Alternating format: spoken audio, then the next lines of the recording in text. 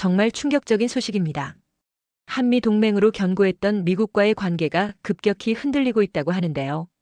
이에 주한미군과 한국 관계자들은 긴급 회의를 소집하고 CNN, 뉴욕타임즈 등 미국 주요 언론들은 대서특필하며 이 충격적인 내용을 뉴스로 내보내고 있습니다. 이에 정부 관계자들은 긴급 대책 마련에 들어갔는데요. 이 큰 혼돈의 중심에는 미국 대통령 트럼프의 정책이 있습니다.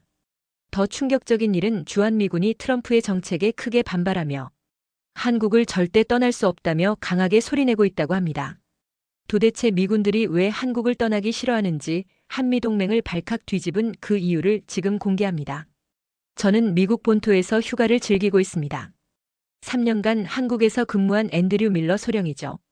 부엌에서 아침 식사를 하던 중 TV에서 트럼프 대통령의 목소리가 들려왔습니다. 주한미군을 철수해야 합니다. 한국은 부유한 나라입니다. 이제 그들이 스스로를 지켜야 할 때죠. 먹던 토스트가 목에 걸릴 뻔했습니다. 포크를 내려놓으며 TV 앞으로 다가갔어요.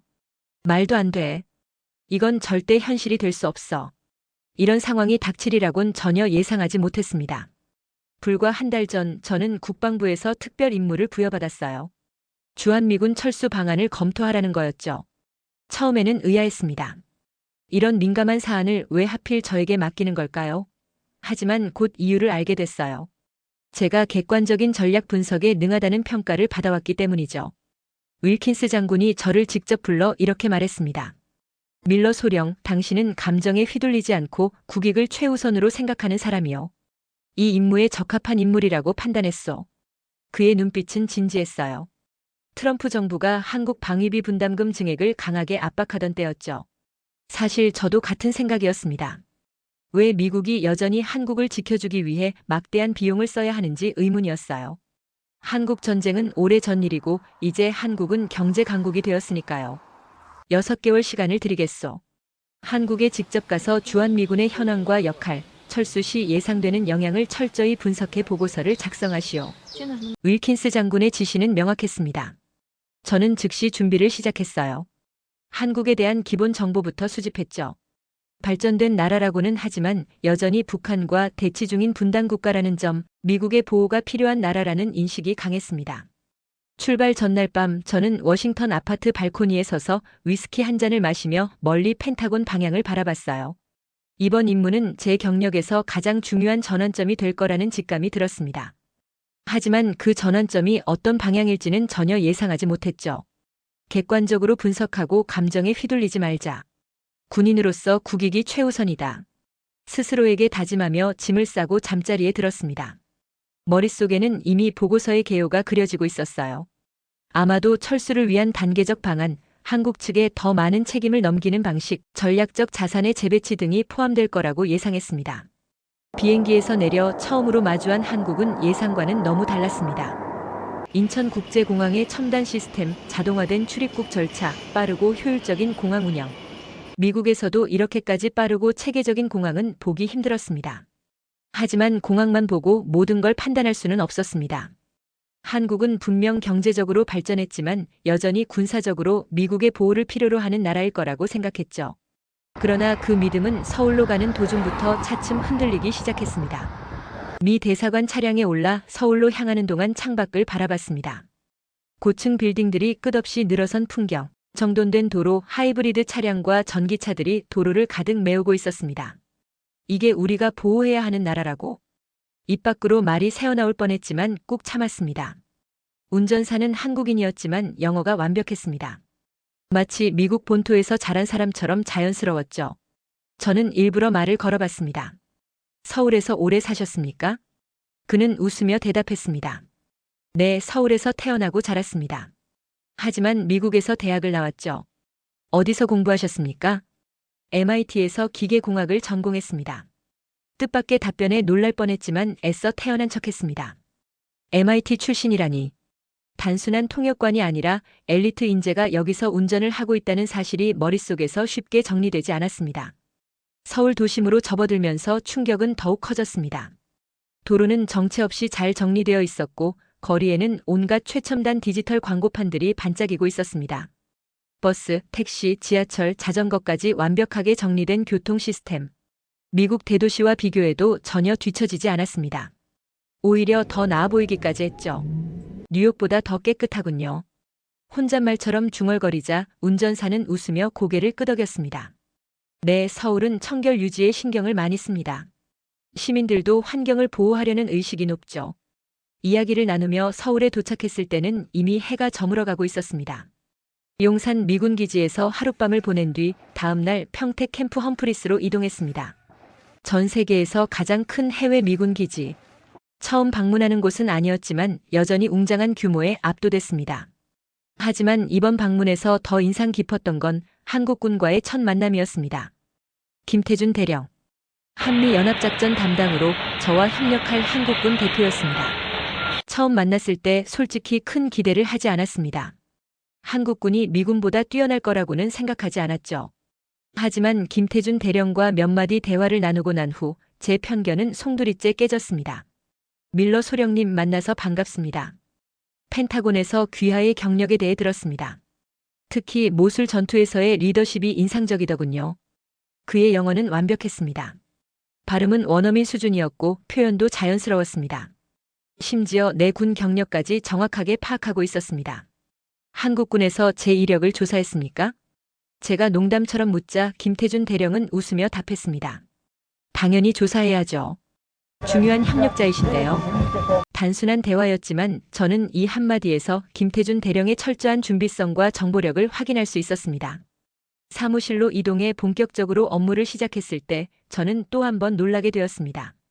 김태준 대령의 책상 위에는 미 육군 특수전 교육 이수증, 미 해군 특수전 과정 수료증, 레인저 훈련 수료증 등이 나란히 걸려 있었습니다. 이건 전부 미국에서 받은 교육 과정 아닌가요? 제가 놀란 기색을 감추지 못하자 김태준 대령은 담담하게 대답했습니다. 네, 저는 미군과의 협력을 위해 수년간 교육을 받았습니다. 한국군도 최첨단 전투 기술을 익혀야 하니까요. 그때까지도 저는 한국군을 과소평가하고 있었습니다. 하지만 김태준 대령과 대화하면서 점점 깨닫게 되었습니다. 이 사람들 결코 만만한 상대가 아니군. 그날 저녁 캠프 험프리스 내 식당에서 몇몇 미군들과 대화를 나눴습니다. 한국에서의 생활에 대한 의견을 물어봤죠. 이곳에서의 근무 환경은 어떤가요? 병사들은 하나같이 만족스럽다는 반응을 보였습니다. 여기는 최고입니다. 해외 근무지 중에서 가장 안전하고 생활 환경도 좋고 음식도 맛있죠. 밤에 혼자 돌아다니는 건 위험하지 않습니까? 제가 그렇게 묻자 병사들은 피식 웃으며 말했습니다. 소령님, 여기 서울이나 평택은 어떤 미국 도시보다 안전합니다. 밤에도 길거리에 사람이 많고 범죄율도 낮죠. 예상치 못한 답변이었습니다. 저는 해외 미군 기지 근무가 불편하고 위험할 거라고 생각했는데 실제 병사들은 정반대로 이야기하고 있었습니다. 이 모든 경험들이 제 머릿속을 복잡하게 만들었습니다.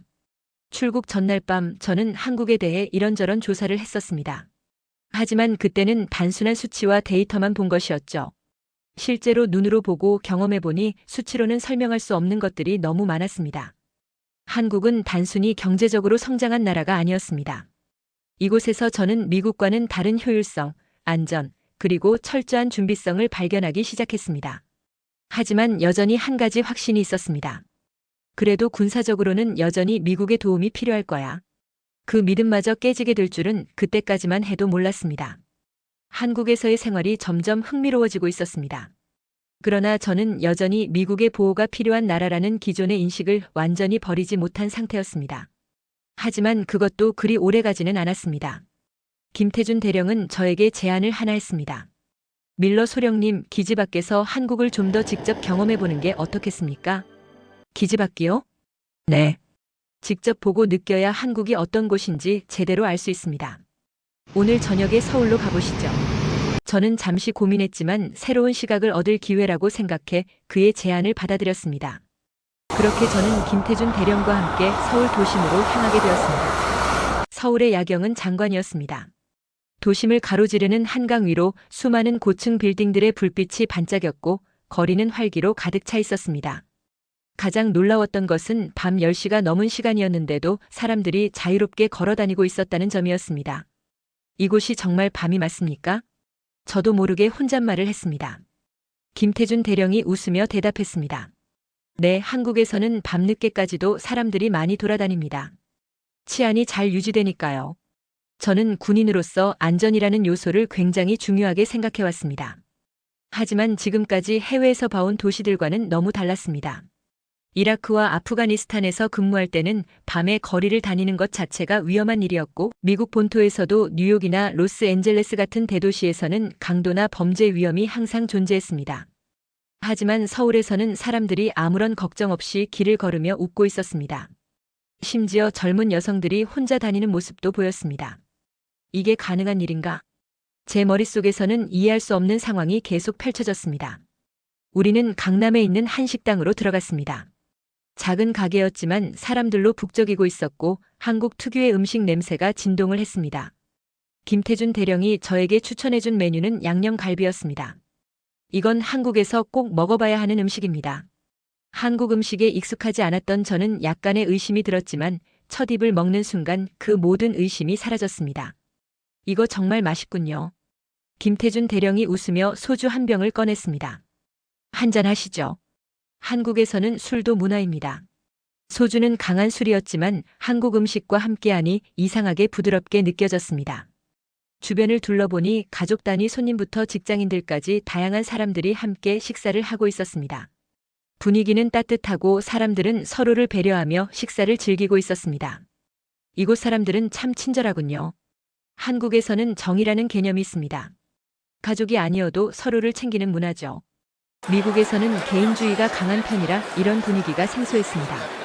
하지만 그만큼 따뜻하게 느껴졌습니다. 식사를 마친 후 우리는 서울 곳곳을 걸으며 돌아다녔습니다. 밤이 깊어가도 거리는 여전히 밝고 활기찼습니다. 그러다 문득 한 가게에서 젊은 여성이 핸드폰을 테이블에 두고 자리를 비우는 모습을 보았습니다. 저렇게 두고 가도 괜찮습니까? 김태준 대령이 미소 지으며 대답했습니다. 네, 한국에서는 그렇게 해도 도난당할 가능성이 거의 없습니다. 저는 너무나도 당연하게 생각했던 미국과 다른 현실을 눈앞에서 보고 있었습니다. 뉴욕이나 워싱턴에서는 공공장소에서 소지품을 잠깐만 놔둬도 순식간에 사라지는 경우가 많습니다. 하지만 한국에서는 그런 일이 드물다고 했습니다. 이곳은 정말 안전한 곳이군요. 저는 다시 한번 깨닫게 되었습니다. 다음 날 저는 기지로 돌아가기 전 마지막으로 한국의 대중교통을 체험해 보기로 했습니다. 김태준 대령이 안내해주며 지하철을 탔습니다. 문이 열리고 사람들이 정리된 줄을 서서 차례대로 탔습니다. 내부는 깨끗했고 심지어 무료 와이파이까지 있었습니다. 이 정도면 뉴욕보다 훨씬 나은데요. 많은 외국인들이 한국의 대중교통을 극찬하죠. 30분 후 우리는 목적지에 도착했습니다. 지하철역에서 내린 후 김태준 대령은 저에게 앱을 하나 보여줬습니다. 이건 한국에서 가장 많이 쓰이는 배달 서비스 앱입니다. 화면에는 수십 개의 음식점 리스트가 떴고 몇 번의 클릭만으로 음식을 주문할 수 있었습니다. 이 정도 속도면 군에서도 사용할 수 있을 정도군요. 미군은 작전 수행 시 신속성과 정확성을 최우선으로 둡니다. 그런데 한국의 민간 시스템조차 이토록 효율적이라니. 이날 경험한 모든 것들이 제 머릿속을 복잡하게 만들었습니다. 한국은 단순한 부유한 나라가 아니었습니다. 이곳은 정말 살기 좋은 나라군요. 처음 한국에 올 때만 해도 저는 이곳이 여전히 미국의 보호를 받아야 한다고 생각했습니다. 하지만 지금은 달랐습니다. 한국은 스스로 강한 나라였고 오히려 미국보다 나은 점들이 너무 많았습니다. 저는 처음으로 확신이 흔들리기 시작했습니다. 주한미군이 정말 필요한 걸까? 이 질문이 제 머릿속을 떠나지 않았습니다. 평택 캠프 험프리스에서의 생활이 익숙해질 무렵 저는 본격적으로 한국군과의 협력을 시작했습니다. 이번 일정은 한미연합 군사훈련 참관이었고 이를 통해 한국군의 실전 능력을 직접 확인할 수 있는 기회였습니다. 사실 훈련을 참관하기 전까지 저는 한국군이 미군보다 전투력에서 한참 뒤처질 거라고 생각하고 있었습니다. 아무리 경제적으로 발전했다 하더라도 군사력과 실전 경험에서는 미국과 비교할 수 없을 거라 믿었죠. 하지만 훈련이 시작되자 제 예상은 보기 좋게 빗나갔습니다. 훈련 첫날 한국 특수부대 대원들이 정렬된 모습을 봤습니다. 표정은 단호했고 움직임에는 망설임이 없었습니다. 훈련이 시작되자 대원들은 빠른 속도로 목표 지점으로 이동했고 사격 훈련에서도 정확한 타격을 보여줬습니다. 저는 놀라움을 감추지 못한 채 김태준 대령에게 질문했습니다. 대원들이 움직이는 속도가 상당히 빠른데요? 김태준 대령은 미소를 지으며 대답했습니다. 한국군은 짧은 복무 기간 안에 강도 높은 훈련을 받기 때문에 빠르고 효율적인 전술을 익히는 데 집중합니다.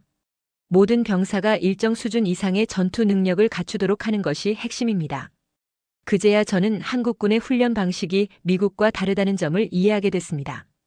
미국은 장기 복무 시스템을 기반으로 숙련된 병력을 양성하는 반면 한국은 단기간에 강도 높은 훈련을 통해 전투력을 극대화하는 방식이었습니다.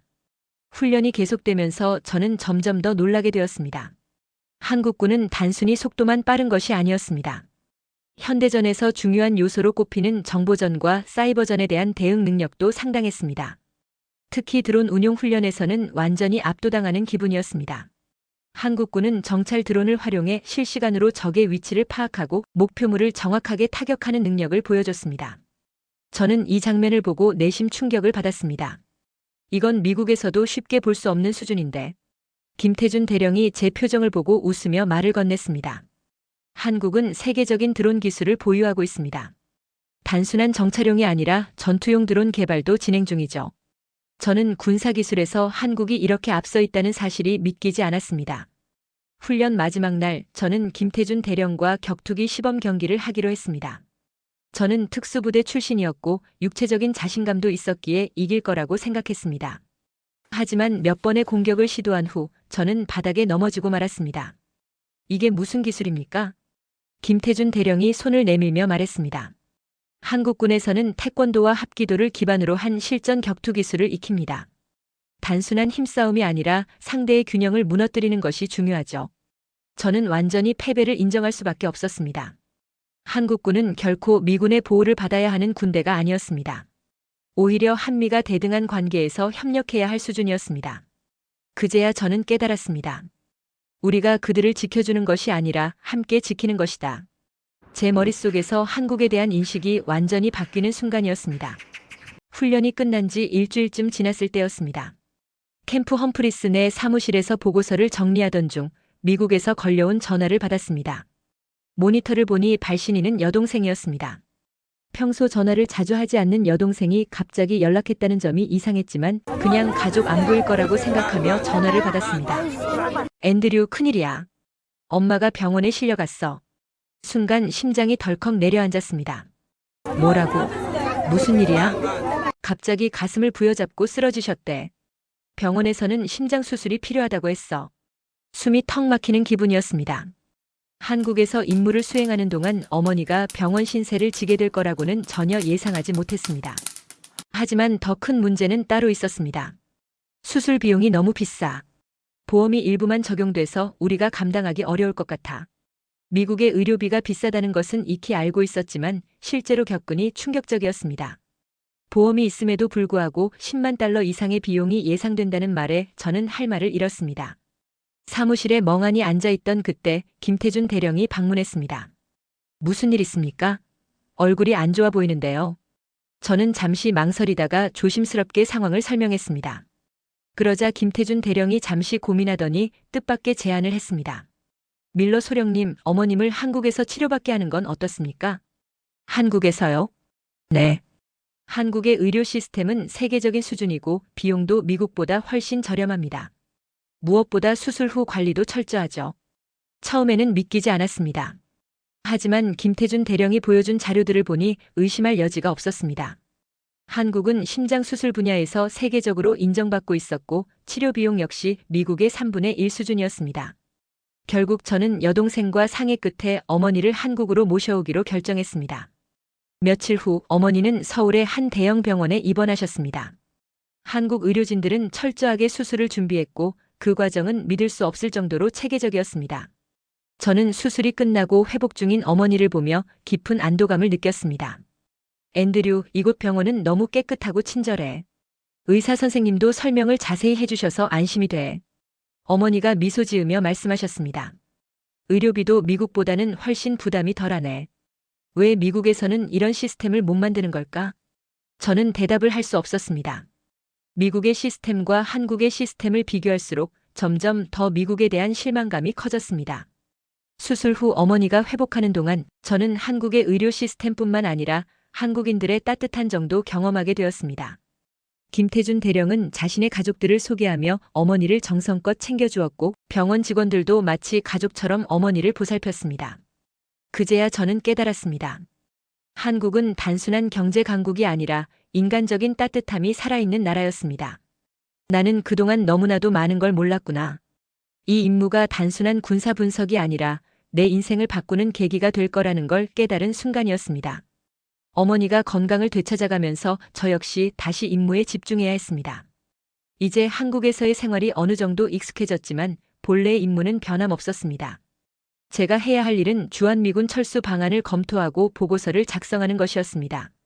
그러나 한국에서의 경험이 쌓일수록 이 임무 자체에 대한 의문이 들기 시작했습니다. 처음에는 한국이 경제적으로 성장했지만 여전히 군사적으로는 미국의 보호가 필요하다고 생각했습니다. 하지만 한국군과의 훈련을 통해 그들의 전투력과 기술력을 직접 확인했고 이제는 의료 시스템과 사회 시스템까지 미국보다 더 우수하다는 사실을 경험했습니다. 그렇다면 과연 한국이 미국의 보호 없이는 자립할 수 없는 나라일까? 그 의문의 답을 찾기 위해 저는 다시 데이터를 분석하기 시작했습니다. 주한미군의 역할, 방위비 분담금, 한국의 군사력, 그리고 미국이 얻는 전략적 이익까지 모두 살펴봤습니다. 결과는 예상과는 전혀 달랐습니다. 한국은 이미 자립할 수 있을 정도로 강한 군사력을 보유하고 있었습니다. 그러나 주한미군이 단순한 보호자 역할을 하는 것이 아니라 미국의 동아시아 전략에서 중요한 자산이라는 사실이 더욱 명확해졌습니다. 저는 보고서를 작성하면서 점점 확신이 들었습니다. 주한미군 철수는 오히려 미국의 국익을 해치는 일이다. 이제 더 이상 저는 트럼프 행정부가 원하는 방향대로 보고서를 쓸 수 없었습니다. 사실을 있는 그대로 전달하는 것이 군인으로서의 본분이라고 믿었습니다. 그러나 한 가지 문제가 있었습니다. 과연 워싱턴에서 이 보고서를 받아들일까? 그 답을 찾기 위해 저는 미 8군 사령부의 고위 장성과 면담을 신청했습니다. 장군의 표정은 처음부터 심각했습니다. 제가 가져온 자료를 훑어보던 그는 한숨을 쉬며 말했습니다. 밀러 소령, 이 보고서는 우리가 기대했던 것과는 많이 다르군요. 그렇습니다. 하지만 저는 직접 경험한 내용을 바탕으로 작성했습니다.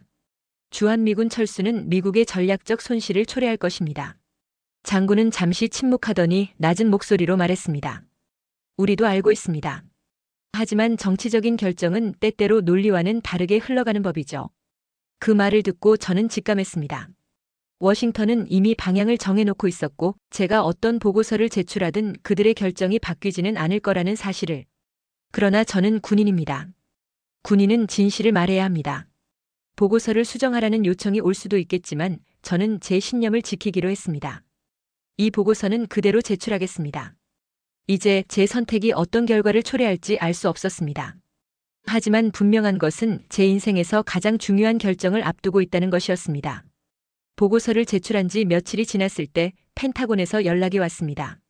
제 보고서를 검토한 국방부 고위 관계자들이 화상회의를 소집한 것이었습니다. 컴퓨터 화면 너머로 보이는 얼굴들은 하나같이 심각했습니다. 가장 먼저 입을 연 사람은 국방정책실의 한 장성이었습니다. 밀러 소령, 당신의 보고서는 우리가 기대했던 내용과는 많이 다르군요. 이미 예상했던 반응이었습니다. 저는 차분한 목소리로 대답했습니다. 장군님, 저는 주어진 임무에 따라 한국에서 철저한 조사를 진행했고 그 결과를 사실대로 보고했습니다. 주한미군 철수는 미국의 전략적 손실을 초래할 것입니다. 그러자 다른 관계자가 냉정한 목소리로 말했습니다. 우리는 철수 방안을 요청했습니다. 철수의 타당성을 평가하라고 한 것이 아니었죠. 알고 있습니다. 하지만 철수가 현실적으로 가능하지 않다는 것이 제 결론입니다. 저는 군인으로서 진실을 전달하는 것이 제 의무라고 생각합니다. 잠시 침묵이 흘렀습니다. 화면 너머에서 몇몇 인사들이 서로 낮은 목소리로 대화를 나누는 것이 들렸습니다. 결국 가장 상급자인 윌킨스 장군이 입을 열었습니다. 밀러 소령, 우리는 이번 임무를 매우 중요한 정책 결정의 기초 자료로 활용하려 했습니다. 하지만 당신의 보고서는 백악관의 기대와 다소 다릅니다. 철수에 대한 보다 현실적인 시나리오를 포함한 새로운 보고서를 작성할 수 있습니까? 순간 머릿속이 복잡해졌습니다. 다시 말해 내 보고서를 수정해서 철수 가능성을 부각시키라는 의미였습니다. 저는 깊은 숨을 들이마셨습니다. 그리고 차분하지만 단호한 목소리로 말했습니다. 장군님, 저는 이미 사실을 바탕으로 보고서를 작성했습니다. 주한미군 철수가 비현실적이며 오히려 미국의 국익을 해칠 것이라는 결론을 바꿀 생각은 없습니다. 윌킨스 장군은 한동안 저를 바라보았습니다. 그러더니 조용히 고개를 끄덕였습니다. 그렇다면 소령, 귀국 명령이 내려질 것입니다. 다음 주 워싱턴으로 복귀하십시오. 회의가 끝난 후 저는 책상에 앉아 깊은 고민에 빠졌습니다. 나는 정말 옳은 선택을 한 걸까?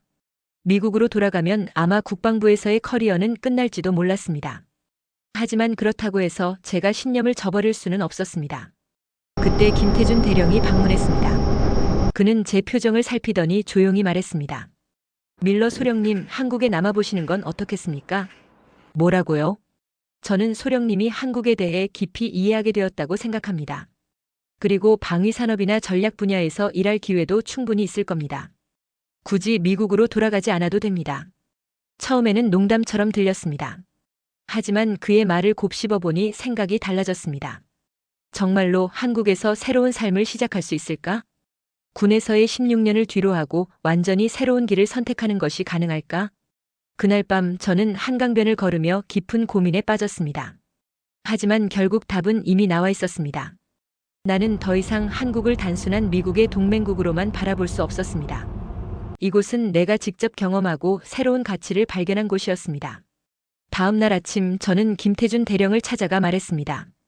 김 대령, 저 한국에 남고 싶습니다. 그는 미소를 지으며 손을 내밀었습니다. 환영합니다, 밀러 소령님. 그렇게 제 인생에서 가장 큰 결정이 내려졌습니다.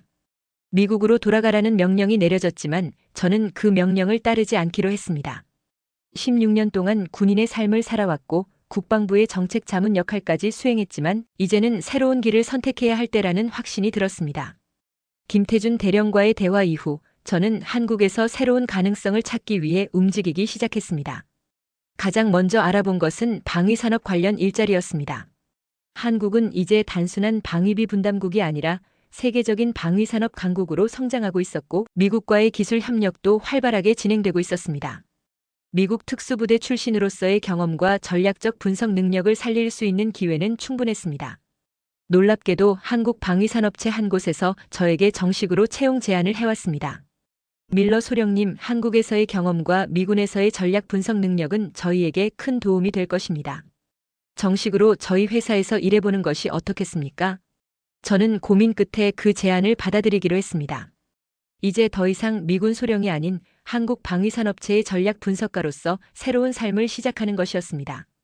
한국에서의 생활이 시작된 지 2년이 지나자 저는 자연스럽게 한국 영주권을 신청하게 되었습니다.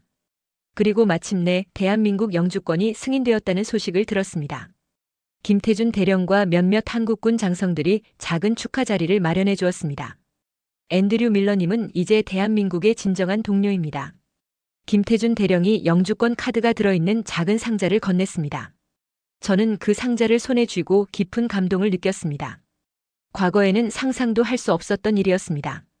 저는 한국의 주한미군 철수 방안을 연구하기 위해 이곳에 왔지만 이제는 한국을 지키는 역할을 하는 사람 중 하나가 되었습니다. 그리고 더 놀라운 일이 벌어졌습니다. CNN과 뉴욕타임즈를 비롯한 미국 주요 언론들이 주한미군 출신들의 한국 정착 증가에 대한 기사를 보도하기 시작한 것입니다. 최근 5년간 약 1,200명의 주한미군 출신이 한국에서 정착했으며 이는 주한미군 역사상 유례없는 현상이다. 미국 국방부 내부 보고서에 따르면 한국의 높은 삶의 질, 안전한 사회, 발전된 의료 시스템이 주요 요인으로 분석되었다. 제가 단순한 예외적인 사례가 아니었던 것입니다. 많은 주한미군들이 한국을 떠나기 싫어했고 실제로 한국에서 새로운 삶을 선택하는 경우가 점점 늘어나고 있었습니다. 저는 인터뷰 요청을 받게 되었습니다. CNN과의 화상 인터뷰에서 저는 이렇게 말했습니다. 한국을 선택한 이유는 단순합니다. 이곳은 더 나은 삶을 제공해 주었기 때문입니다. 저는 미국을 사랑하지만 한국에서 제가 원하는 미래를 찾을 수 있었습니다. 이 인터뷰는 미국 내에서도 큰 반향을 일으켰습니다. 일부에서는 미군 엘리트 인력 유출이라는 우려의 목소리가 나왔고 반대로 한국이 세계적으로 인정받는 나라가 되었다는 증거라는 평가도 있었습니다. 그 후 저는 더 큰 결정을 내리게 되었습니다. 바로 한국 국적 취득 신청이었습니다. 처음에는 고민이 많았습니다. 미국 시민권을 포기해야 하는 것인지 아니면 이중 국적이 가능한지 등 여러 가지를 고려해야 했습니다. 하지만 한국 정부에서 특별 공로자로서 국적 취득을 허용해 줄 가능성이 크다는 사실을 알게 되었고 저는 신청을 하기로 결심했습니다. 마침내 대한민국 국적이 공식적으로 승인되었습니다. 이제 저는 더 이상 미국 국적의 군인이 아니라 한국 국적을 가진 전략 분석가가 된 것입니다. 그리고 저는 새로운 이름을 가지기로 했습니다. 앞으로 한국 이름을 사용하시겠습니까? 네, 안민준입니다. 제가 선택한 이름은 안전한 민족을 위해 준비한다는 의미를 담은 안민준이었습니다. 과거에는 전혀 상상할 수 없었던 삶이었습니다. 하지만 지금 저는 한국에서 만족스러운 삶을 살고 있었고 제 선택을 후회하지 않았습니다. 어느 날 밤 저는 서울의 야경을 바라보며 생각했습니다. 과거에는 한국이 미국의 도움을 받는 나라였지만 이제는 세계가 주목하는 나라가 되었다. 그리고 나는 그 변화의 일부가 되었다. 그렇게 저는 완전히 새로운 삶을 살게 되었습니다. 이것이 바로 제가 경험한 진정한 코리안 드림이었습니다. 오늘은 사연은 여기까지입니다. 오늘 영상이 어떠셨나요? 응원과 격려의 말씀들을 댓글로 남겨주세요. 감동한 가득에서 아름다운 마음을 모아 사연자분 전달해드리고 있어요. 그리고 구독과 좋아요, 알림 설정을 부탁드립니다. 더 빠르게 감동적인 영상을 시청하실 수 있습니다. 감동적인 사연을 주변 사람들에게 공유하고 함께 이야기 나눠보세요. 끝까지 시청해주셔서 감사합니다. 더욱 더 좋은 영상으로 찾아뵙겠습니다. 행복한 하루 되세요.